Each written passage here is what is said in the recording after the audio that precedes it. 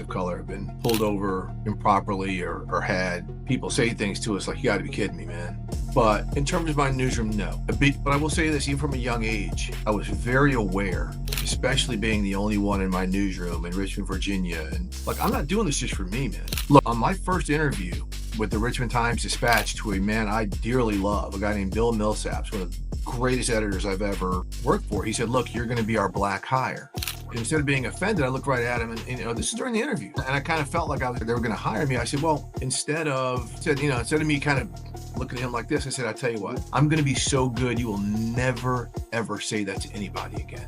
And I took him back because, okay, this guy called me for my unconscious bias is the phrase we like to use, because I don't think he had a racist bone in his body. But at the same time, it was like, I got to stand up so the person behind me, so when they're looking at the next group of employees, they're not looking at color, they're looking at the best person.